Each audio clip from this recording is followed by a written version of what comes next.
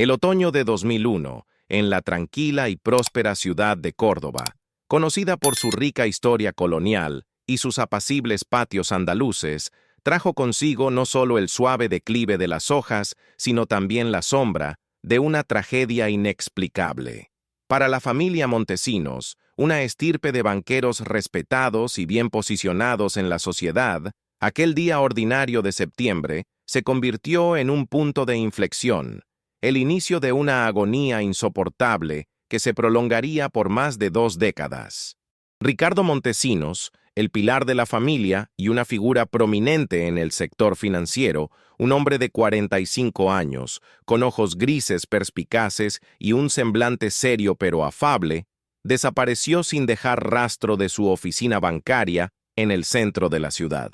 Su última acción conocida fue una reunión de negocios con un cliente importante. Su sonrisa, rara pero llena de confianza y serenidad, se desvaneció de repente, dejando atrás solo un vacío abrumador y los ecos de palabras no dichas, que nunca más tendrían la oportunidad de ser pronunciadas. Su desaparición fue como un repentino apagón en un mundo pequeño y pacífico, que hasta entonces solo había conocido tragedias a través de las noticias distantes, transmitidas por la radio antigua de la casa. El silencio que se instaló tras su desaparición fue más aterrador que cualquier grito, rompiendo el tejido de la vida cotidiana y proyectando una larga sombra sobre toda la comunidad, que se sintió de repente desamparada y profundamente perturbada.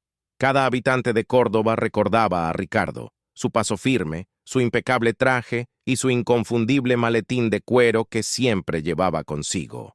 La policía de Córdoba, aunque inicialmente decidida y llena de esperanza de resolver el caso rápidamente, pronto se encontró con un muro de silencio y la ausencia de cualquier pista concreta. Se registraron todos los rincones de la ciudad y sus alrededores, las antiguas fincas coloniales, los callejones estrechos del centro histórico, las orillas del río Suquía, los almacenes abandonados, cada lugar posible donde pudo haberse escondido o haber sido secuestrado. Se utilizaron perros rastreadores especialmente entrenados, unidades de búsqueda especializadas de la capital e incluso voluntarios de los pueblos vecinos que peinaron los terrenos creyendo que la tierra o el calor del verano cordobés podrían haberlo ocultado. Cada testigo, por inverosímil que pareciera, fue interrogado en numerosas ocasiones. Sus colegas del banco, clientes, familiares, vecinos, incluso los camareros de la cafetería donde solía tomar su café matutino. Los carteles con la fotografía de Ricardo, que lo mostraban sonriendo, lleno de vida y vigor, fueron pegados en cada poste, en cada tienda, en las puertas de escuelas e iglesias. Las líneas telefónicas de emergencia sonaron sin cesar, trayendo una mezcla de pistas falsas y decepciones, agotando las fuerzas de los investigadores y frustrando las esperanzas de la familia. Desafortunadamente, Ricardo simplemente se esfumó. Ni una pista real, ni una información concreta condujo a un avance, y los expedientes del caso, meticulosamente reunidos en carpetas, con el tiempo se cubrieron de una gruesa capa de polvo, convirtiéndose en un símbolo de impotencia y de un doloroso fracaso, una herida abierta en el corazón de la comunidad.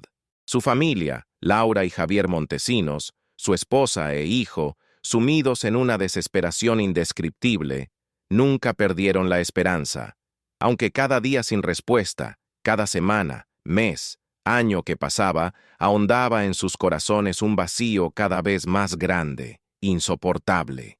Su casa, antaño llena de risas y del ajetreo de una vida próspera, se había convertido en una tumba silenciosa de recuerdos. Un lugar donde el tiempo parecía haberse detenido en 2001, el día de la desaparición de Ricardo. Su estudio, con los libros y documentos intactos, parecía esperar el regreso de su dueño. Las fotografías silentes de Ricardo en la chimenea, con su sonrisa robusta y su mirada amable, eran los únicos testigos de su dolor insoportable y de una agonía silenciosa y cotidiana. Las lágrimas de Laura, a menudo ocultas a los ojos del mundo, empapaban las almohadas, y sus ojos estaban siempre enrojecidos por el llanto y el insomnio. Javier, su hijo, un joven pero abrumado por la responsabilidad, pasaba horas trabajando en la empresa familiar, intentando ahogar el grito interior con el sonido de los teclados, que reflejaba su caos y su inquietud internos. Cada cifra calculada parecía llevar consigo una parte de su dolor y culpa. Vivieron día a día, a la sombra de la incertidumbre, con una esperanza que parpadeaba como una pequeña vela al viento, aunque con cada año se volvía más débil, una chispa apenas visible en un océano de desesperación. Los medios de comunicación, inicialmente fascinados por el drama de la desaparición del banquero, perdieron rápidamente el interés, desviando su atención hacia noticias más sensacionales, que atraían a un público más amplio y generaban mayores beneficios. Los titulares de los periódicos, que clamaban sobre la trágica desaparición en Córdoba, fueron reemplazados por otros, y el caso de Ricardo Montesinos se convirtió en uno de los numerosos misterios sin resolver, archivados en los polvorientos expedientes policiales, junto a cientos de otras historias olvidadas. Los documentos del caso, recopilados meticulosamente, yacían olvidados en armarios metálicos, y sus páginas amarillentas eran el testimonio mudo del fracaso de las autoridades y de una tragedia inexplicable que había ocurrido en un lugar tan tranquilo, dejando solo silencio y conjeturas. Córdoba, con el tiempo, aprendió a vivir con esta verdad incómoda. La sombra de la desaparición de Ricardo aún planeaba sobre sus calles, recordando la fragilidad de la vida y la fugacidad de la felicidad. Pero los habitantes, en su necesidad de normalidad y de regresar a la vida cotidiana, intentaron seguir adelante, reprimiendo los recuerdos. Las conversaciones sobre Ricardo se hicieron más raras, susurradas, y finalmente cesaron casi por completo, dejando solo un doloroso recuerdo en el corazón de quienes lo habían conocido y recordaban su rara pero sonora sonrisa. Las nuevas generaciones crecieron sin conocer a Ricardo Montesinos, y su historia se convirtió más en una leyenda que en un hecho doloroso, transmitida de boca en boca como una sombría historia del pasado, una advertencia para las familias. 21 años habían pasado desde aquel día de septiembre. El mundo había experimentado revoluciones tecnológicas y sociales. Internet se había vuelto omnipresente, los teléfonos móviles habían cambiado la forma de comunicarse, y el mundo parecía haber olvidado por completo a Ricardo Montesinos. Su nombre aparecía solo en los tristes recuerdos de su familia y de unos pocos amigos cercanos, que aún recordaban a aquel banquero trabajador. Nadie, ni siquiera el detective más optimista, ya no creía en encontrar a Ricardo. Su historia era un libro cerrado, cuyas últimas páginas estaban en blanco y sin escribir, y su destino parecía sellado para siempre. Pero el destino, como suele hacer, preparaba una sorpresa, oculta en el lugar más inesperado. En un reloj antiguo, olvidado en un rincón de su última vivienda conocida, que revelaría una verdad impactante y un pasado oculto. Justo allí, entre objetos personales y recuerdos, comenzó a tejerse el hilo de la verdad, que desentrañaría el misterio de 21 años. La historia de Ricardo tenía que ser reescrita, y su verdadera identidad, cuidadosamente oculta durante décadas, bajo una nueva fachada, sacudiría los cimientos del mundo que creía haberlo perdido para siempre. Esta no era solo una historia de desaparición, sino una saga de identidad, de supervivencia frente a dificultades inimaginables, de la capacidad humana de adaptación y de una increíble concatenación de eventos que solo la mano del destino podría haber orquestado. En esta cadena, un objeto aparentemente insignificante, un reloj de bolsillo, llevó a la revelación de una verdad que cambió la vida de muchas personas y abrió una herida que nunca se había curado por completo, pero que, al mismo tiempo, permitió su sanación. Esta historia demostraría que el pasado nunca muere, sino que espera oculto para salir a la luz en el momento oportuno, a menudo en las circunstancias más inesperadas, a través de los indicios más simples. 21 años después de la desaparición de Ricardo Montesinos, en la bulliciosa ciudad de Málaga, en el sur de España, florece la carrera de Antonio García, un conocido y respetado joyero artesanal y restaurador de piezas antiguas, especializado en relojes de bolsillo. Antonio es un experto reconocido en su campo. Su nombre es sinónimo de precisión, dedicación y una comprensión única de la mecánica fina. Es un hombre de unos 60 años, con el cabello canoso, peinado hacia atrás y ojos castaños penetrantes que parecen observar hasta el más mínimo detalle en los mecanismos más intrincados.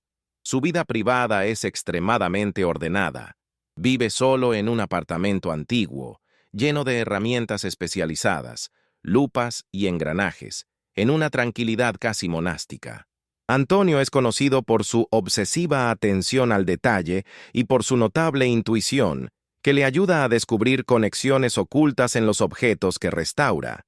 Él es la encarnación del profesionalismo, siempre perfectamente preparado y lleno de pasión por su trabajo, que para él es la vida misma.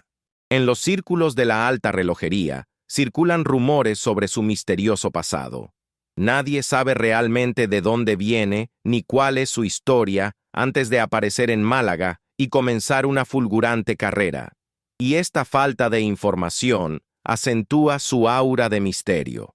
Mientras tanto, en Córdoba, la esposa de Ricardo, Laura Montesinos, con el paso de los años, se ha sumido en la tristeza, pero nunca ha perdido la esperanza. Su casa, aunque cuidada y limpia, lleva las marcas del tiempo y de una tristeza no resuelta, convirtiéndose en un mudo testigo de su dolor diario. Javier, el hijo de Ricardo y Laura, falleció hace algunos años en un accidente, sin haber llegado a haber resuelto el misterio de la desaparición de su padre, lo que ha profundizado aún más la soledad de Laura. La partida de Javier la dejó sola, con el peso de los recuerdos y las preguntas sin respuesta que la atormentaban cada día. Laura, ahora anciana, con el cabello canoso y los ojos cansados, pasa sus días cuidando un pequeño jardín y sus tardes revisando viejos álbumes de fotos y viendo videos familiares, intentando encontrar consuelo en el contacto con un pasado en el que Ricardo aún estaba presente, aunque solo en su memoria. Una tarde de otoño, Laura decide limpiar el antiguo estudio de Ricardo, un lugar que había permanecido casi intocable desde su desaparición. Entre papeles antiguos y libros polvorientos, descubre un pequeño cajón secreto en el fondo de un escritorio. Dentro, encuentra un viejo reloj de bolsillo de plata, que Ricardo siempre llevaba consigo y que Laura creía haber perdido en el incendio del banco. El reloj estaba un poco abollado, pero aún funcionaba. Al abrirlo, Laura nota algo inusual, un pequeño compartimento oculto en el interior de la tapa, casi imperceptible. Dentro, encuentra una microfotografía, extremadamente pequeña y casi invisible a simple vista, de Ricardo, datada en 2005, 4 años después de su desaparición. Ricardo aparece más viejo, con el cabello más canoso, pero su mirada perspicaz y su sonrisa son las mismas. En el reverso de la microfotografía, con una caligrafía diminuta pero legible, aparece una dirección: Calle del Olivo 7, Ronda. El corazón de Laura se detiene un instante. Siente como si el tiempo se detuviera y el mundo a su alrededor desapareciera. Esa fotografía, esa dirección, es algo increíblemente familiar. Algo que despierta ecos de recuerdos y sentimientos enterrados hace mucho tiempo. Ricardo está vivo, en otra ciudad, quizás con una nueva identidad. Todas estas preguntas, que permanecieron sin respuesta durante tanto tiempo, de repente adquieren una forma real, obligando a Laura a actuar, a enfrentar un pasado que nunca había cerrado del todo. Laura Montesinos, conmocionada y a la vez llena de una nueva, aunque frágil, esperanza, comienza a analizar obsesivamente cada detalle de la microfotografía y de la dirección hallada en el reloj antiguo. La mira con ojos empañados por las lágrimas intentando reconocer a Ricardo en el hombre de la imagen, más avejentado, pero inconfundible. La dirección de Ronda, un pueblo en la provincia de Málaga, al sur de España, la turba profundamente. La idea de que Ricardo esté vivo, tan cerca pero tan lejos, y posiblemente con otra vida, la llena de dolor, pero también de un alivio inesperado ante el fin de la incertidumbre. Recuerda que Ricardo, aunque un banquero robusto, había sido un hombre discreto, con una mente ágil y un profundo respeto por los secretos personales y por su propia libertad. Desesperada, Laura decide buscar ayuda. Su primer paso es contactar a un viejo amigo de la familia, el comisario jubilado Antonio Ruiz, quien dirigió la investigación de la desaparición de Ricardo en 2001. Antonio Ruiz, ahora retirado, vive también en Córdoba, luchando con sus propios recuerdos de casos sin resolver. La desaparición de Ricardo había sido una de esas investigaciones que lo atormentaron durante años, dejándole una sensación de misión inconclusa. Laura lo visita en su modesta casa, donde sus ojos están ahora un poco apagados y su cabello encanecido, pero su memoria sigue siendo aguda. Le entrega el reloj antiguo con la microfotografía. Antonio Ruiz, al verlos, es inicialmente escéptico. Laura, han pasado tantos años. ¿Cuántas pistas falsas hemos tenido? ¿Cuántas veces nuestras esperanzas se han desvanecido? Una microfotografía. Eso podría ser una ilusión, un parecido o una mera coincidencia, dice con resignación, recordando los años de búsquedas infructuosas. Sin embargo, a medida que Laura, con pasión, le cuenta sobre su intuición, sobre la dirección de Ronda y sobre cómo el reloj había estado oculto durante tanto tiempo, Antonio Ruiz comienza a mirar con más atención. 2005.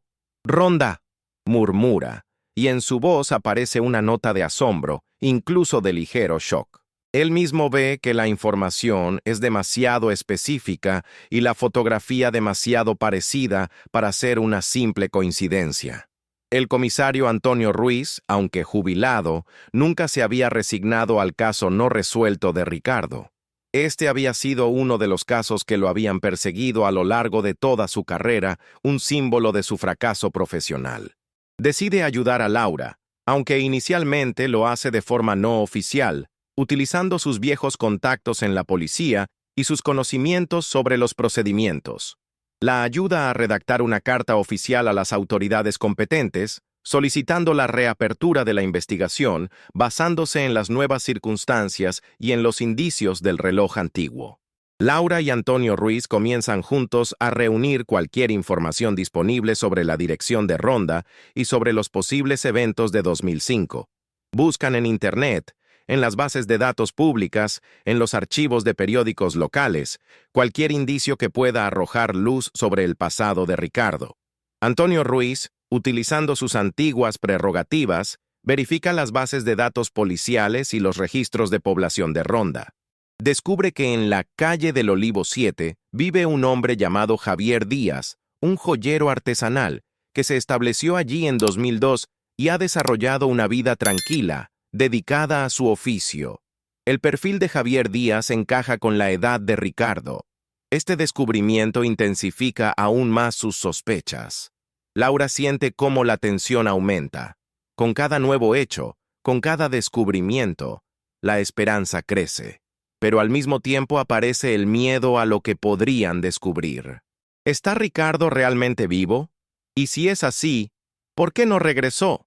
¿Qué le sucedió durante todos estos años? ¿Qué lo llevó a romper los lazos con su familia y a crearse una nueva identidad? Estas preguntas la atormentan sin cesar, impidiéndole dormir y ocupando cada uno de sus pensamientos. Laura y Antonio Ruiz, determinados a llegar a la verdad, deciden profundizar sus investigaciones, sin importar las dificultades y desafíos que seguramente encontrarán en su camino. Antonio Ruiz, utilizando sus contactos no oficiales, pero aún influyentes, en el ámbito jurídico y policial, descubre que la expedición de nuevas identificaciones en circunstancias inusuales, bajo el pretexto de restablecer la identidad, después de la pérdida de documentos o en otras situaciones excepcionales, Era una práctica utilizada a principios de los años 2000. Esto se aplicaba en casos en que la persona había perdido sus documentos debido a un accidente, incendio u otras catástrofes, pero también en situaciones en que alguien deseaba comenzar una nueva vida, rompiendo definitivamente con el pasado. Esta última posibilidad despierta sospechas particulares en el contexto de la desaparición de Ricardo. Se entera, además, de que en esos años existían instituciones o individuos no oficiales, a menudo al límite de la legalidad, que ayudaban a las personas a desaparecer y a crearse una nueva identidad, especialmente a quienes huían de un pasado difícil, violencia, problemas familiares o legales, ofreciéndoles a cambio ciertos beneficios o simplemente ayuda para ocultarse. Laura, impulsada por una esperanza desesperada y el instinto de esposa, comienza su propia investigación independiente, centrándose en detalles de la vida de Ricardo. Recuerda que Ricardo, aunque era un banquero trabajador y realista, tenía una pasión secreta por la relojería, dedicando horas en su taller casero a reparar y ensamblar mecanismos antiguos, y soñaba con abrir su propia joyería artesanal. Laura recuerda un detalle característico. Ricardo tenía en el pulgar de la mano izquierda una cicatriz pequeña, pero muy distintiva, en forma de R, de un corte accidental con una herramienta de relojero en su juventud. Esta cicatriz era para Laura un símbolo de Ricardo, la única característica física que podría confirmar su identidad, independientemente del paso del tiempo y los cambios de apariencia. Laura y Antonio Ruiz comienzan a buscar intensamente en Internet cualquier fotografía de Javier Díaz en la que sea visible su pulgar izquierdo. Recorren artículos sobre joyeros artesanales, entrevistas en video, galerías de fotos de ferias de artesanía. Después de muchas horas de búsqueda exhaustiva, encuentran un reportaje en video sobre Javier Díaz, realizado por una televisión local sobre su taller de relojería. En una de las secuencias, mientras Javier Díaz manipula delicadamente un mecanismo, su pulgar izquierdo es claramente visible. En él, para la sorpresa de Laura y Antonio Ruiz, se ve una cicatriz pequeña, pero distinta, en forma de R, idéntica a la cicatriz de Ricardo. Este descubrimiento les hiela la sangre a Laura y Antonio Ruiz, pero al mismo tiempo enciende en ellos una chispa de certeza enloquecedora. Es él. No puede ser una coincidencia. Demasiados detalles coinciden. Es Ricardo. Las lágrimas corren por el rostro de Laura, pero esta vez son lágrimas que mezclan el dolor con la esperanza y el alivio. Antonio Ruiz, sin poder creerlo, se frota los ojos, incapaz de comprender lo que ve, y su corazón se llena de emoción. Además, Laura recuerda que Ricardo tenía un objeto personal al que le tenía mucho aprecio, un pequeño reloj de bolsillo de oro, con una inscripción secreta en la parte trasera que solo él y Laura conocían. Comienzan a buscar grabaciones de video o fotografías de Javier Díaz en las que sea visible un reloj de bolsillo o un objeto similar. Aunque hay muchas grabaciones, la mayoría no muestran sus objetos personales. Después de largas búsquedas, Antonio Ruiz encuentra una grabación antigua de una entrevista informal en la que Javier Díaz es menos formal y el reloj de bolsillo es visible, asomando de su chaleco. Laura, al ver la grabación, observa el reloj de bolsillo de oro con la misma forma y el mismo brillo que el de Ricardo. Esta es una prueba irrefutable que transporta a Laura de regreso en el tiempo, a las conversaciones con Ricardo y los momentos de intimidad. Este es el momento en que su hipótesis deja de ser una esperanza descabellada y se convierte en un hecho palpable, confirmado. El banquero que desapareció hace 21 años está vivo. Y es un joyero artesanal de éxito, renombrado en su oficio. Las preguntas que quedaron sin respuesta durante años se vuelven de repente aún más apremiantes. ¿Por qué desapareció Ricardo? ¿Por qué no regresó? ¿Qué le sucedió durante todos estos años? ¿Qué lo llevó a romper los lazos con su familia y a crearse una nueva identidad, cortando toda conexión con sus seres queridos y con su pasado? Ahora que tienen la certeza absoluta de que es Ricardo, su determinación de descubrir toda la verdad se vuelve aún más fuerte, casi obsesiva. Quieren saber qué pasó y por qué su esposo y padre amado tuvo que sufrir tanto y vivir oculto toda una vida. El descubrimiento de la cicatriz en forma de R en el pulgar de Javier Díaz y del reloj de bolsillo de oro es para Laura un shock de una fuerza inimaginable, pero al mismo tiempo un regalo inesperado después de más de 2 décadas de incertidumbre y sufrimiento. Durante varios días, Laura no puede concentrarse en nada más. Sus pensamientos giran en torno a Ricardo, aquel banquero serio con ojos grises y su pasión secreta por la relojería, y a Javier Díaz, el joyero artesanal, lleno de misterios. Siente que tiene no solo una obligación como esposa, sino también una imperiosa necesidad moral de verificar esta información y de llegar a la verdad, sin importar cuán dolorosa pueda resultar. A pesar de los temores de ser considerada loca o entrometida, Laura decide actuar de forma directa, pero con cautela.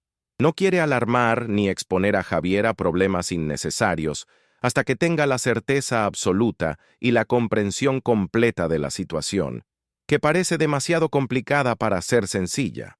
Laura, apoyada por el comisario jubilado Antonio Ruiz, quien retoma el caso con un nuevo entusiasmo, comienza a buscar una manera de contactar a Javier Díaz. Un acercamiento directo parece demasiado arriesgado y podría asustar a Javier, forzándolo a ocultarse de nuevo. Antonio Ruiz, utilizando sus antiguos contactos, intenta averiguar cómo Javier Díaz construyó su carrera como joyero artesanal en Ronda, y si hay menciones de su pasado en los registros oficiales. Descubren que Javier Díaz apareció de repente en Ronda, y en pocos años se convirtió en un artesano respetado en la zona, lo que indica un crecimiento rápido, casi meteórico, sin antecedentes visibles en su carrera anterior. La única información disponible es que trabajó por un corto período en una organización no gubernamental de reinserción social llamada El Renacer en 2002, lo que coincide con la fecha aproximada de la desaparición de Ricardo. Laura decide actuar sutilmente. Encuentra en Internet información sobre una próxima feria de artesanía, Legado Andaluz, en la que Javier Díaz será un invitado especial y expondrá sus últimas creaciones en relojería y joyería. El evento es de pago y muy exclusivo, pero Laura, con la ayuda de Antonio Ruiz, quien utiliza sus viejas relaciones, consigue una invitación y le ayuda con la organización del viaje a Ronda. Su corazón late con fuerza mientras ve a Javier en su puesto, bajo los focos, presentando sus intrincadas piezas y agradeciendo al público. La voz de Javier Díaz, aunque más madura y serena, tiene ecos de la voz de Ricardo. Laura siente escalofríos al escuchar las entonaciones familiares, la forma en que acentúa las palabras, las sutiles vibraciones de la voz que había oído tantas veces de Ricardo. Después de la presentación de sus obras, durante una sesión de preguntas y respuestas, Laura, con voz temblorosa, se acerca a Javier Díaz. «Señor Díaz, soy Laura Montesinos. Creo que nos hemos encontrado antes». Javier Díaz la mira desconcertado. En sus ojos aparece un destello de reconocimiento y, al mismo tiempo, de pánico. Permanece en silencio, sin saber qué decir. Su rostro se vuelve pálido. Laura continúa, hablando con voz susurrante pero decidida, sosteniendo en su mano un pequeño pergamino con una cita de un libro favorito de Ricardo. En Córdoba, en 2001, mi esposo, Ricardo, tenía una cicatriz en el pulgar, exactamente como la suya, y llevaba un reloj de bolsillo de oro con una inscripción secreta. En este momento, el rostro de Javier Díaz se vuelve aún más pálido, y su máscara profesional se desmorona. Sus ojos se llenan de lágrimas, sus labios tiemblan y su respiración se vuelve irregular.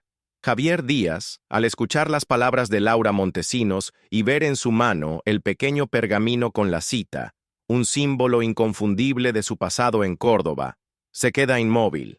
Su mundo perfectamente construido, basado en una nueva identidad y en un pasado oculto con meticulosidad, comienza a desmoronarse con estruendo, como un castillo de naipes. En su rostro se pinta una mezcla de asombro, terror y una comprensión súbita y dolorosa. La cicatriz en el pulgar, que siempre había intentado ocultar, se convierte en una prueba irrefutable, y el pergamino lo transporta de nuevo en el tiempo, directamente a la oficina bancaria de donde desapareció. En ese momento, Javier Díaz deja de ser un joyero renombrado y vuelve a ser Ricardo Montesinos, el banquero de 45 años, desaparecido de Córdoba, errante y abandonado. ¿Cómo tiene eso?, susurra. Y en su voz se oye un rastro de miedo y desorientación olvidados hace mucho tiempo, casi una impotencia infantil, y su acento cordobés, aunque disimulado por un español más neutro, delata los años pasados lejos de casa. Su mano tiembla, intentando agarrar el pergamino. Laura, con los ojos llenos de lágrimas, pero al mismo tiempo con una certeza inquebrantable, dice: «Soy tu esposa, Ricardo. Nunca te olvidé. Esto es un recuerdo que tú hiciste para mí. Lo reconozco». Este es el momento en que Javier Díaz, funcionando durante años bajo una nueva identidad, se derrumba. El lugar público, la feria de artesanía, la multitud de gente, todo eso pierde importancia. Las lágrimas corren por su rostro y su cuerpo tiembla. Le pide a Laura que vayan a un lugar aislado y discreto. En un pequeño y silencioso despacho, detrás de su stand, lejos del bullicio del evento, Ricardo cuenta su historia. Relata cómo desapareció de la oficina en 2001, no por un secuestro, sino por una decisión desesperada de huir. Explica cómo se sintió solo, emocionalmente incomprendido, cómo los problemas financieros graves y las deudas abrumadoras, acumuladas debido a una mala inversión y un préstamo desafortunado, lo habían superado. Se sentía avergonzado e incapaz de mirar a su familia a los ojos, considerándose un fracaso, una carga. Era un hombre que buscaba una salida a la crisis, pero no la encontraba en su entorno, sintiendo que ya no tenía fuerzas para continuar, que estaba atrapado. Se sentía invisible y desesperado, y su deseo de escapar fue un acto de desesperación, un acto de rebelión y de búsqueda de una solución, incluso si eso significaba desaparecer. Ricardo recuerda que después de huir, vagó por el país hasta que llegó a una organización que ayudaba a la gente a empezar una nueva vida, ofreciéndoles anonimato y apoyo. Esta organización, dirigida por una figura controvertida pero carismática, la doctora Clara Beltrán, ofrecía no solo alojamiento y apoyo psicológico, sino también ayuda para restablecer la identidad, falsificando documentos, cambiando nombres y reubicando a las personas en otras ciudades o incluso en el extranjero, donde pudieran empezar de cero, sin la sombra del pasado. Ricardo, desesperado y deseando liberarse por completo del dolor y la vergüenza de su situación financiera y del miedo a no poder volver a la normalidad, aceptó esta oferta. Recibió una nueva identidad, la de Antonio García, y se fue a Málaga, donde, bajo la guía de la organización, comenzó una nueva vida. Desarrolló su talento para la relojería y se convirtió en un joyero artesanal respetado. Nunca olvidó a su familia, pero temía regresar, temía la vergüenza, temía exponerlos a las consecuencias de sus deudas o a un escándalo público. Su éxito en la joyería artesanal fue para él una prueba de que podía lograr algo, que era valioso, lo cual fue una forma de escapar de sus viejos temores y un intento de demostrar su valía a sí mismo y al mundo, en un anonimato protector, aunque siempre sintió una opresión. Laura escucha conmocionada. El dolor por la desaparición de Ricardo siempre había sido inmenso para ella, pero ahora, al escuchar su sufrimiento, su vergüenza y desesperación, siente un dolor profundo y una culpa abrumadora. No sabía que su esposo había sufrido tanto, que se había sentido tan incomprendido y abrumado por los problemas. Le pide perdón a Ricardo por sus errores, por no haberle apoyado lo suficiente frente a los problemas financieros, por haberse absorbido demasiado en sus propias preocupaciones y en la gestión de la empresa familiar. Su conversación es una catarsis, un momento de liberación de años de palabras no dichas y de resentimientos acumulados. Ricardo, por primera vez en 21 años, siente que puede ser él mismo, que puede dejar de esconderse. Laura lo abraza con fuerza, y sus lágrimas se mezclan, creando un río de dolor y alivio. Este encuentro es el comienzo de un camino difícil, pero necesario, hacia la reconstrucción de su relación, hacia la comprensión y el perdón. Antonio Ruiz, quien espera afuera, al verlo salir del despacho, con los ojos llenos de lágrimas pero a la vez con una nueva esperanza, sabe que su caso más difícil por fin ha comenzado a resolverse. Después del primer encuentro, sumamente emotivo, en la feria de artesanía, Laura y Ricardo Antonio, ahora oficialmente Ricardo Montesinos García, deciden pasar juntos unos días. Se dirigen a una pequeña y apartada casa rural en la Sierra de Grazalema, no lejos de Ronda, lejos del bullicio del mundo y de las miradas indiscretas de la prensa, que ya había empezado a rastrear la historia, pues los rumores sobre el descubrimiento del misterio comenzaban a circular en el ámbito artesanal. Allí, en la quietud y la paz de la naturaleza serrana, rodeados de viejos encinares y aire puro de montaña, mantienen largas conversaciones, agotadoras pero inmensamente sanadoras, que se prolongan hasta altas horas de la noche, iluminando la oscuridad del pasado y revelando emociones profundamente ocultas. Ricardo narra sus primeros años después de huir, el miedo, la soledad, las dificultades de adaptación a un nuevo entorno, la lucha por sobrevivir, pero también la determinación de reconstruirlo todo desde cero, de superar la vergüenza del fracaso y de demostrar su valía. Cuenta cómo llegó a la organización de la doctora Clara Beltrán, quien, si bien tenía nobles intenciones de ayudar a personas desorientadas, utilizaba métodos drásticos y poco éticos para restablecer identidades, casi borrando el pasado y rompiendo los lazos con las raíces, para crear nuevas vidas que podía controlar. Ricardo menciona a otras personas que se encontraban en situaciones similares, sobre el apoyo mutuo en la construcción de nuevas vidas, pero también sobre la soledad interior que sentía, sabiendo que no podía confiar plenamente en nadie, ya que su identidad era un secreto que podía perder en cualquier momento. Describe cómo aprendió nuevas habilidades, cómo desarrolló su talento para la relojería y cómo transformó su pasión secreta en una fuente de ingresos y de realización personal. Habla de las dificultades de pretender constantemente ser otra persona, de la paranoia de que su verdadera identidad sería descubierta, del conflicto interno entre el viejo Ricardo y el nuevo Antonio. Reconoce que a menudo se sintió solo, a pesar de su éxito como artesano, y que le faltaban los lazos auténticos que podría haber construido siendo él mismo, sin ocultar una parte de su vida y sin el temor a ser desenmascarado. Recuerda cómo intentó buscar información sobre su familia, pero le temía al riesgo de ser descubierto y de no poder destruir su nueva vida o de causar más problemas a su familia. Cuenta cuánto extrañaba el aroma de las bugambillas de Córdoba, la risa de su esposa y el rostro de su hijo, que aparecían a menudo en sus sueños y recuerdos. Laura, por su parte, le cuenta a Ricardo los años de sufrimiento, el dolor por su desaparición, cómo su vida perdió sentido después de que él se fue. Confiesa que, aunque no sabía la verdad, sintió una carga inmensa, que perdió la alegría de vivir y que tuvo que asumir sola la responsabilidad de la empresa familiar y del cuidado de su hijo. Reconoce que se sintió culpable por no haber comprendido la gravedad de sus problemas financieros y la presión a la que estaba sometido. Explica que se vio absorbida por sus propias preocupaciones y por la crianza de Javier, lo que la llevó a perder de vista lo más importante, las necesidades y emociones de su esposo. Esta confesión sincera es extremadamente importante para Ricardo.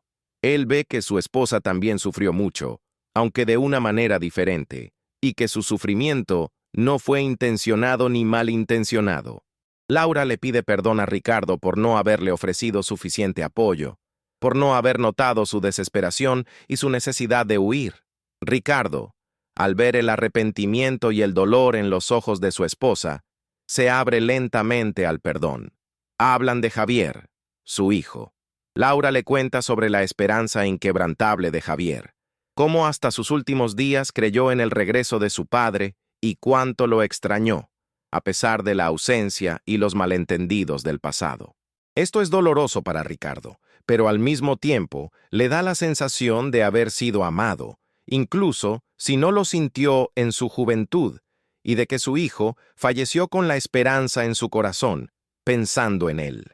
Laura le muestra a Ricardo más recuerdos antiguos de la casa, una fotografía de la familia Montesinos en el patio, su cuaderno de dibujos de mecanismos, el reloj de bolsillo de oro. Ricardo se emociona al ver que la familia había conservado cada pequeño detalle que atestiguaba su existencia y el amor que lo rodeaba. Las conversaciones están llenas de lágrimas, pero al mismo tiempo traen alivio y purificación. Paso a paso, la esposa y el esposo reconstruyen el hilo de la comprensión que había sido roto hace 21 años. Ricardo comienza a entender los motivos de su familia, y Laura, los motivos de Ricardo. Ambas partes sienten que esta es una oportunidad para una verdadera sanación y un nuevo comienzo, liberados de la carga del pasado. A pesar del dolor que surge de estas conversaciones, ambas partes sienten que esta verdad es esencial para la continuación de sus vidas, para construir una relación auténtica y para liberarse de años de mentiras y ocultamiento. Después de varios días de conversaciones intensas y sanadoras en la Sierra de Grazalema, Laura y Ricardo Antonio, ahora oficialmente Ricardo Montesinos García, regresan a Málaga, donde les espera una nueva realidad y una serie de desafíos. Se ha tomado una decisión conjunta. La verdad sobre la identidad de Ricardo Montesinos debe ser revelada públicamente. Esta decisión será dolorosa y difícil. Sin duda provocará una tormenta mediática y afectará su carrera como joyero artesanal, pero es esencial para la sanación completa de Ricardo y para el futuro de otras personas que podrían haber sido víctimas de prácticas similares. El comisario jubilado Antonio Ruiz, después de hablar con Laura y Ricardo, decide reabrir oficialmente la investigación sobre la desaparición de Ricardo Montesinos, utilizando las nuevas pruebas y testimonios. Contacta a la Fiscalía y a la Policía, presentándoles la información recopilada. El reloj antiguo con la microfotografía, la cicatriz, el pergamino con la cita, los testimonios de Laura y Ricardo, y lo más importante, la identidad revelada de Javier Díaz, ahora Antonio García. El caso, que yacía archivado durante años como sin resolver, revive bruscamente con una nueva fuerza y prioridad, despertando el interés de las autoridades. Mientras tanto, Laura y Ricardo Antonio deciden abordar el tema de la doctora Clara Beltrán y la organización que ayudó a Ricardo a cambiar su identidad. Buscan información sobre la doctora Beltrán, sus métodos y otros antiguos beneficiarios que pasaron por programas similares de restablecimiento de identidad. Descubren que la doctora Beltrán, aunque aparentemente pretendía ayudar a personas desorientadas en crisis y desarrollar su potencial, actuaba al límite de la ley y a veces incluso la infringía, falsificando documentos, borrando huellas y aislando a las personas de sus familias, de una manera que impedía que estas personas fueran recuperadas por sus seres queridos. Sus métodos eran controvertidos, y algunos la acusaban de abusos éticos y de explotar tragedias humanas en su propio beneficio, construyendo su posición sobre el sufrimiento ajeno. Laura y Ricardo descubren que la doctora Beltrán sigue operando actividades similares bajo un nombre diferente, y que sus métodos siguen siendo opacos y a menudo peligrosos para la psique de los beneficiarios, haciéndolos dependientes de ella y de sus servicios. Laura, con determinación en su voz, le dice a Ricardo: «No podemos permitir que otras personas pasen por lo que nosotros pasamos. Esta mujer debe responder por lo que hizo, y nadie más debe sufrir». Ricardo, aunque inicialmente duda y teme las consecuencias, finalmente acepta. Entiende que la revelación de la verdad sobre la doctora Beltrán puede ser dolorosa y difícil, pero es esencial para proteger a otras personas y para cerrar este oscuro capítulo de su vida. Junto con Antonio Ruiz, quien recupera su entusiasmo por el trabajo, comienzan a reunir pruebas contra la doctora Beltrán y su organización. Buscan a otros antiguos beneficiarios que puedan confirmar sus métodos y testificar, exponiendo toda la verdad sobre sus actividades. Este es un proceso difícil, ya que muchos de ellos temen revelar su verdadera identidad y enfrentar su pasado, viviendo con un miedo constante a las consecuencias legales y sociales. A medida que avanza la investigación, surgen nuevos y perturbadores elementos. Se descubre que la doctora Beltrán tenía conexiones con personas influyentes que la ayudaron a llevar a cabo sus actividades no oficiales, brindándole protección, discreción y evitando la responsabilidad legal. Su red de contactos era extensa e incluía abogados, funcionarios públicos e incluso personal de las fuerzas del orden, quienes eran corruptos o manipulados por ella. Esto hace que toda la situación sea aún más complicada y peligrosa.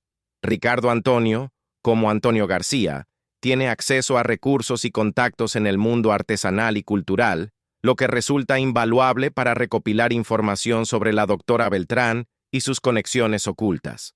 Utiliza sus habilidades analíticas y su intuición para penetrar las capas de fachada y encontrar rastros de dinero que financiaron las actividades de la organización. Laura y Antonio Ruiz sienten cómo aumenta la tensión. Saben que se enfrentan a un adversario poderoso, pero su determinación de proteger a otros y de revelar toda la verdad es más fuerte que el miedo, impulsada por la esperanza de la justicia y la redención. A medida que Laura, Ricardo Antonio y el comisario jubilado Antonio Ruiz profundizan en el caso de la doctora Clara Beltrán y su controvertida organización El Hilo del Destino, un nombre irónico considerando sus verdaderas acciones, descubren conexiones cada vez más perturbadoras y métodos de operación sutiles pero malévolos que les causan escalofríos. Se revela que la doctora Beltrán, bajo el pretexto de ayudar a individuos desorientados y vulnerables en situaciones de crisis, había construido una extensa red de contactos que le permitía manipular el sistema y ocultar la verdadera identidad de sus beneficiarios.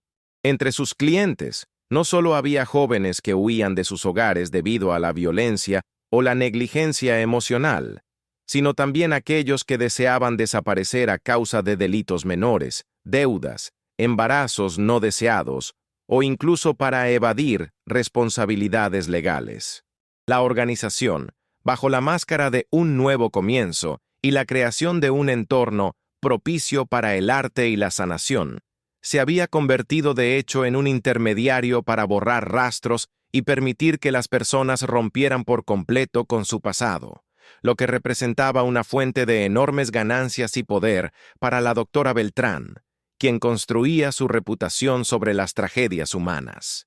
Ricardo Antonio, utilizando sus habilidades analíticas y su red de contactos en el mundo de la artesanía y la restauración de arte, descubre que la empresa de la doctora Beltrán, oficialmente registrada como Centro de Terapia Artística y Consultoría de Bienestar, realizaba numerosas transacciones financieras dudosas con entidades registradas en paraísos fiscales y con cuentas secretas en países exóticos.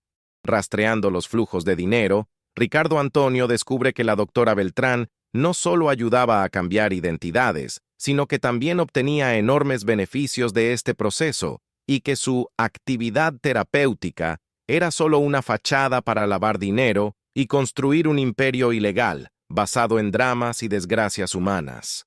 Además, se descubre que la doctora Beltrán, utilizando sus amplios conocimientos de psicología y su carisma personal, manipulaba a las personas, haciéndolas dependientes de ella e impidiéndoles regresar a una vida normal, incluso cuando estaban listos para enfrentar el pasado y deseaban encontrar a sus familias. Era una maestra del control psicológico, construyendo un culto a la personalidad a su alrededor e inculcando a sus beneficiarios un sentimiento de dependencia absoluta y obediencia incondicional, aislándolos del mundo y cortando cualquier lazo antiguo. Laura y Antonio Ruiz descubren que la doctora Beltrán también tenía conexiones con funcionarios públicos y abogados locales que hacían la vista gorda a sus actividades o incluso participaban activamente en ellas, a cambio de beneficios financieros u otros servicios, creando una extensa red de corrupción. Entre ellos se encuentra un influyente abogado, el doctor en Derecho Carlos Serrano, conocido por su defensa intransigente en casos difíciles y por su habilidad para sacar a la gente de los mayores aprietos. El doctor Serrano, una figura con una reputación intachable en el ámbito jurídico, resulta ser un cómplice silencioso en las prácticas de la doctora Beltrán, utilizando su influencia para proteger sus intereses y ocultar sus crímenes.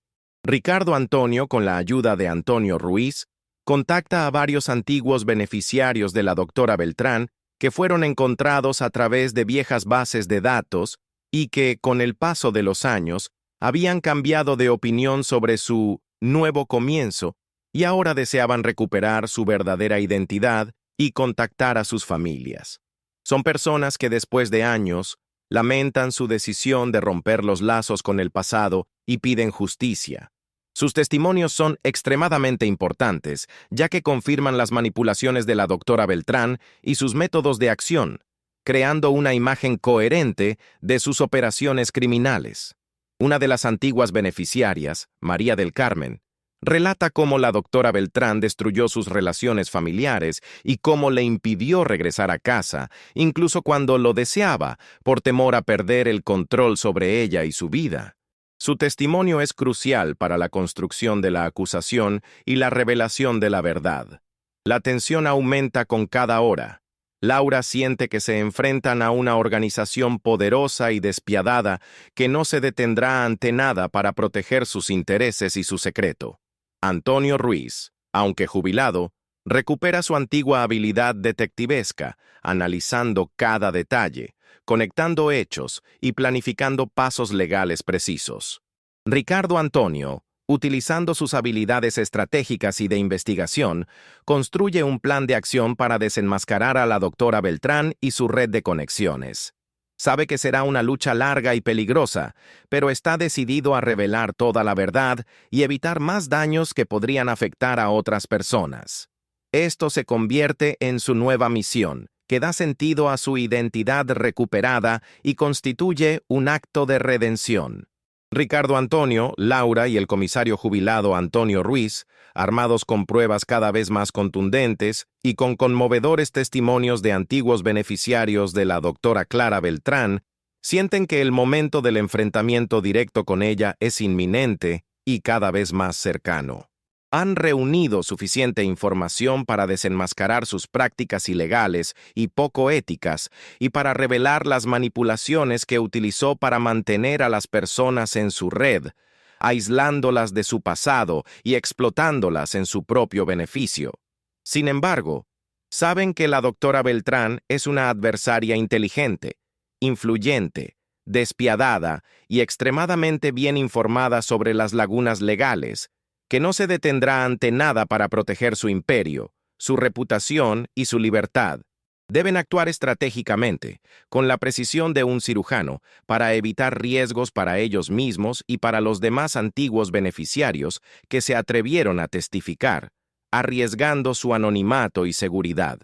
Ricardo Antonio, gracias a sus contactos en el mundo del arte y la restauración, descubre que la doctora Beltrán se prepara para lanzar una nueva campaña nacional para promocionar su fundación renovada, que ahora operará bajo un eslogan más atractivo: Raíces para el futuro. La campaña tiene como objetivo atraer a nuevos clientes, es decir, personas desorientadas y vulnerables, así como a inversores que crean en sus motivaciones altruistas y en su visión, prometiéndoles una nueva vida y una reinserción perfecta en la sociedad a través de la recuperación de sus talentos ocultos. El punto culminante de la campaña será una gran conferencia pública, transmitida en línea, durante la cual la doctora Beltrán presentará sus nuevos proyectos sociales y expondrá historias de éxito de sus beneficiarios, ganando el estatus de filántropa y consolidando su posición en la sociedad. Esta es una oportunidad ideal, aunque arriesgada, para desenmascararla públicamente y destruir su imagen. Laura, con determinación en su voz, insiste en actuar rápida y decisivamente. No podemos permitir que otras personas pasen por lo que nosotros pasamos. Esta mujer debe responder por lo que hizo, y nadie más debe sufrir ni ser manipulado, le dice a Ricardo Antonio, y en su voz se siente la fuerza de una esposa y una madre. Antonio Ruiz, Analizando la situación, elabora un plan de acción detallado, considerando cada escenario posible, desde una reacción violenta de la doctora Beltrán hasta intentos de manipulación mediática y evasión de responsabilidad. Deciden que Ricardo Antonio, siendo el producto más creíble y conocido de la doctora Beltrán, después de todo, su nombre como Antonio García es reconocido en el ámbito artesanal, será la figura clave de toda la operación. Su testimonio personal, combinado con las pruebas sólidas reunidas por Antonio Ruiz y Laura, destruirá la imagen de la doctora Beltrán y revelará su verdadera cara, despiadada y explotadora. Ricardo Antonio, aunque siente un miedo inmenso al enfrentamiento público con la persona que durante años modeló su identidad y decidió su destino, sabe que es su deber moral y el único camino hacia la verdadera libertad. Se prepara para el discurso, escribiendo un testimonio conmovedor en el que contará su historia, desde su desaparición como Ricardo Montesinos en 2001, pasando por su vida como Antonio García, hasta el redescubrimiento de su verdadera identidad y la toma de conciencia de las manipulaciones. Laura lo ayuda en los preparativos, apoyándolo emocionalmente, ayudándole a organizar todos los hechos y a prepararse para las preguntas difíciles que, sin duda, surgirán. Antonio Ruiz, por su parte, contacta a un renombrado periodista de investigación, el señor Fernando Torres, conocido por sus reportajes intransigentes y su tenacidad.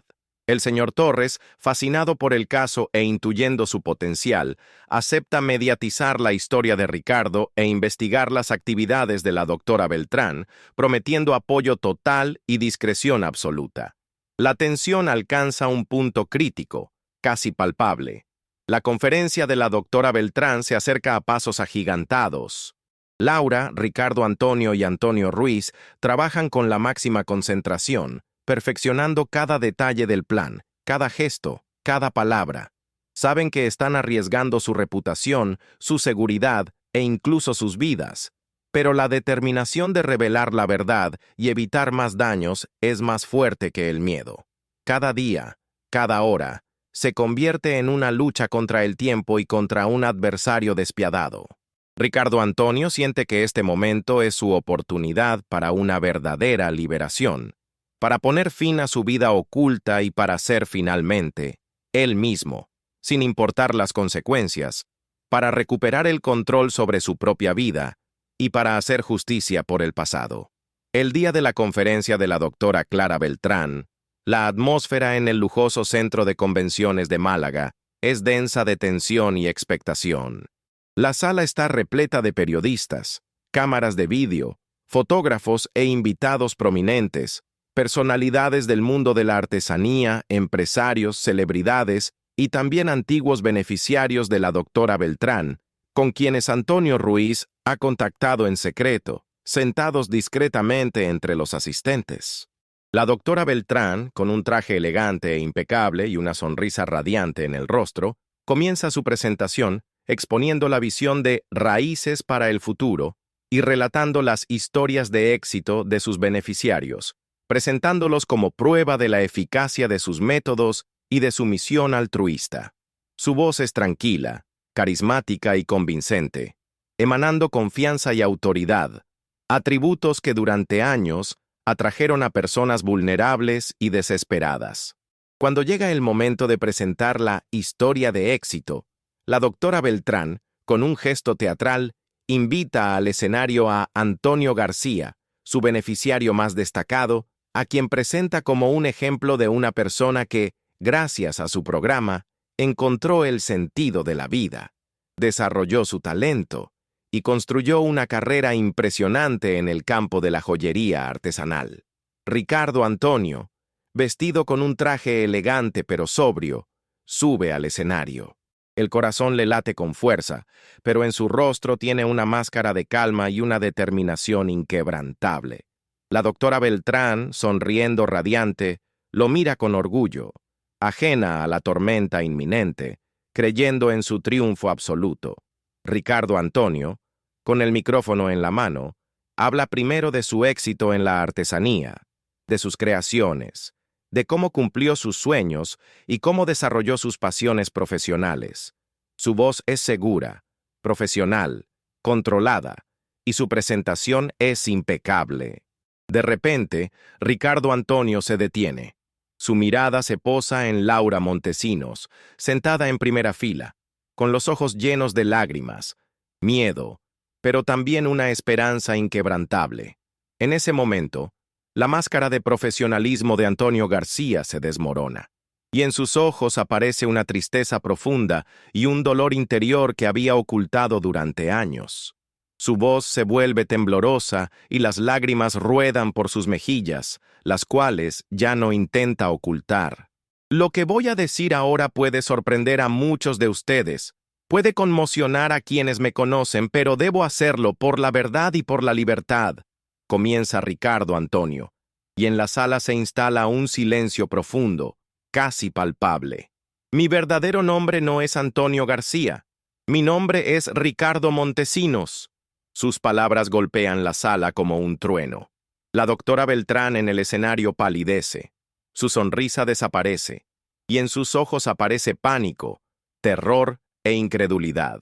Ricardo Antonio continúa, relatando su verdadera historia, sobre su desaparición de la oficina bancaria en Córdoba en 2001, sobre el dolor de la soledad, el sentimiento de vergüenza e incomprensión de su familia, sobre la huida de casa debido a deudas abrumadoras y la desesperación financiera. Cuenta cómo llegó a la organización de la doctora Beltrán y cómo recibió una nueva identidad, convirtiéndose en Antonio García. Pero, a diferencia de las idílicas historias de la doctora Beltrán sobre raíces para el futuro, Ricardo Antonio describe las manipulaciones, la falsificación de documentos, el lavado de dinero y el control psicológico al que fue sometido durante años. Cuenta cómo la doctora Beltrán explotaba a las personas para sus propios fines financieros y cómo les impedía regresar a sus familias, construyendo a su alrededor un muro de miedo y dependencia para que sus vidas le sirvieran. Ante sus palabras, varios otros antiguos beneficiarios, que habían estado sentados discretamente entre el público, se levantan y confirman en voz alta sus declaraciones, relatando sus propias experiencias dolorosas con la doctora Beltrán. En la sala estalla el caos. Los periodistas se apresuran a hacer preguntas, las cámaras destellan, y la gente comienza a susurrar, abrumada por el shock y la incredulidad. La doctora Beltrán intenta interrumpir a Ricardo Antonio, acercándose a él e intentando arrebatarle el micrófono. Pero él no se deja silenciar, su voz se vuelve más fuerte y más segura. En ese momento, el comisario jubilado Antonio Ruiz aparece en la sala, acompañado por agentes de policía a quienes había alertado previamente. Se acerca al escenario y anuncia que la doctora Clara Beltrán es arrestada bajo cargos de fraude, falsificación de documentos, manipulación de personas y lavado de dinero. La doctora Beltrán, conmocionada e incrédula, intenta negarlo y opone resistencia, pero las pruebas reunidas por Antonio Ruiz y Ricardo Antonio son abrumadoras.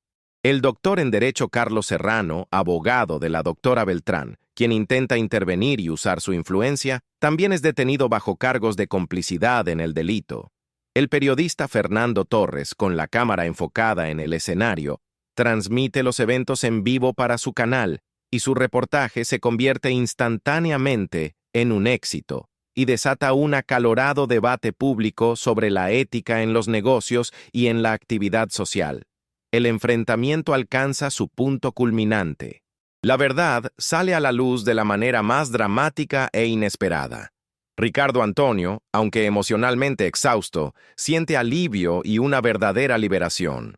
Su rostro, aunque empapado en lágrimas, irradia, y en sus ojos se lee esperanza y libertad. Su esposa, Laura, se acerca al escenario y lo abraza con fuerza, y su abrazo está lleno de amor, alivio y esperanza para un nuevo comienzo. Este es un acto de purificación que cambia la vida de muchas personas, no solo de la familia Montesinos, sino también de todos aquellos que fueron heridos por la doctora Beltrán. Ricardo Montesinos García, después de 21 años de vida bajo el nombre cambiado de Antonio García, con su identidad recuperada y su familia reunificada, se encuentra ahora frente a un nuevo capítulo, incierto pero a la vez lleno de esperanza, que ahora escribe, consciente y con plena aceptación de su pasado. El proceso de aceptación e integración de las dos identidades, el banquero desaparecido de Córdoba y el joyero artesanal de éxito de Málaga, fue largo y requirió una inmensa fuerza interior, así como el apoyo de sus seres queridos. La revelación pública de la verdad sobre su desaparición y sobre su vida bajo una identidad falsa, aunque dolorosa y exigiendo un coraje extraordinario, fue para Ricardo un acto de liberación final. Significó no solo el regreso a sus raíces y el reencuentro con una parte perdida de sí mismo, sino también la aceptación de toda su historia, tanto la dolorosa y traumática, marcada por la soledad y la vergüenza, como la llena de triunfos, logros y la construcción de un nuevo camino. Ricardo decidió llevar ambos nombres, como símbolo de su historia compleja pero coherente, que lo moldeó tal como es hoy, haciéndolo más fuerte y consciente.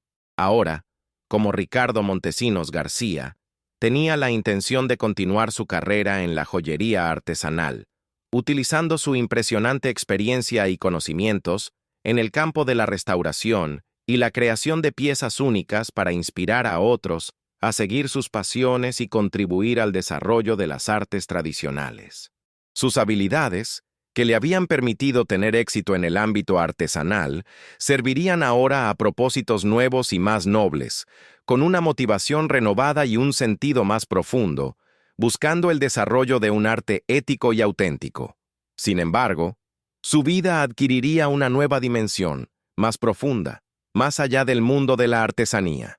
Ricardo decidió dedicarse a la actividad caritativa, convirtiéndose en una voz activa y un apoyo para las organizaciones que ayudan a personas vulnerables, especialmente a aquellas que enfrentan problemas financieros, deudas abrumadoras y que huyen por vergüenza o desesperación. Sus experiencias personales se convirtieron en su mayor activo, brindándole autenticidad, credibilidad y una extraordinaria fuerza de convicción en sus contactos con personas necesitadas y sus familias. Ricardo soñaba con fundar su propia fundación a nivel nacional, que ofreciera asesoramiento financiero, apoyo psicológico integral y programas de reinserción social, para que nadie más tuviera que pasar por lo que él pasó, para que nadie más tuviera que huir y ocultar su verdadera identidad.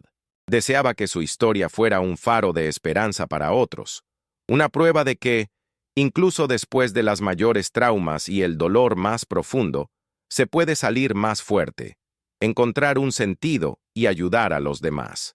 Su fundación, llamada El Engranaje del Alma, un símbolo de la conexión con su pasión y la esperanza de reconstrucción, rápidamente ganó reconocimiento y apoyo, convirtiéndose en un símbolo de su misión y un testamento de su transformación, así como un acto de redención. Su esposa, Laura Montesinos, después de años de dolor insoportable, de anhelo y de desesperación silenciosa, encontró por fin la paz y una alegría verdadera y profunda. Vio cómo su esposo, que antaño había desaparecido de su vida, florecía ahora, construyendo una nueva vida llena de sentido, con ella a su lado. Su casa en Córdoba, que durante décadas había sido un lugar de tristeza silenciosa y vacío, ahora se llenó de risas, del murmullo de las conversaciones y de un amor verdadero e incondicional. Cada día era para ella un regalo, cada momento pasado con Ricardo, invaluable. Laura, con un nuevo impulso, se dedicó a su jardín, plantando flores que simbolizaban la esperanza, el renacimiento y la belleza de la vida. Su apoyo y amor mutuos se hicieron aún más fuertes, testificando la extraordinaria fuerza de la familia y su capacidad de sanación. Ricardo visitaba a menudo Córdoba, recuperando el tiempo perdido, pasando horas hablando con su esposa y recordando los viejos tiempos, tanto los buenos como los dolorosos, y contándole sobre su vida en Málaga. La relación de Ricardo con su hijo fallecido, Javier, fue de alguna manera sanada a través de las conversaciones con Laura. Ricardo comprendió cuánto lo amaba su hijo y cuánto sufrió por su desaparición, lo que le trajo consuelo y un sentido de cierre de una etapa, a pesar de la ausencia física de Javier y los viejos malentendidos. El comisario jubilado Antonio Ruiz, aunque retirado, recuperó su sentido y plenitud. Resolver el caso de la desaparición de Ricardo Montesinos fue para él el mayor logro de su carrera y al mismo tiempo un triunfo personal que le permitió, por fin, dormir tranquilo. Su reputación como detective aumentó y él sintió que por fin había saldado su deuda con la familia Montesinos y con la justicia. Antonio Ruiz se convirtió en un amigo cercano de la familia Montesinos García, visitándolos a menudo y compartiendo sus experiencias, y su sabiduría, apoyo y experiencia fueron invaluables para ellos, especialmente ante la agitación mediática y las formalidades legales. La doctora Clara Beltrán y su abogado, el doctor en Derecho Carlos Serrano, fueron llevados ante la justicia y responsabilizados por sus acciones. Su juicio fue ampliamente mediático, revelando la magnitud de sus manipulaciones, fraudes y la explotación de personas vulnerables. Gracias a los testimonios de Ricardo y de otros antiguos beneficiarios que tuvieron el valor de hablar, fueron condenados a muchos años de prisión. Esta justicia, aunque tardía, fue un elemento importante para la curación de las víctimas y una advertencia para otros que intentarían explotar las tragedias humanas en su propio beneficio, escondiéndose bajo la máscara de ayuda y promesas falsas. La historia de Ricardo Montesinos García, aunque dramática y llena de sufrimiento, termina con un final feliz, recordando el poder de la familia, el amor inquebrantable y la esperanza que nunca muere, incluso frente a las mayores tragedias. Es una historia sobre el hecho de que nunca es demasiado tarde para encontrar la verdad, para reconciliarse, para perdonar y para comenzar un nuevo capítulo. Es también una historia sobre el hecho de que, incluso en los misterios más complejos de la vida, en el laberinto de los objetos olvidados y de los recuerdos ocultos, se pueden encontrar historias humanas profundas y dramas humanos que esperan ser descubiertos.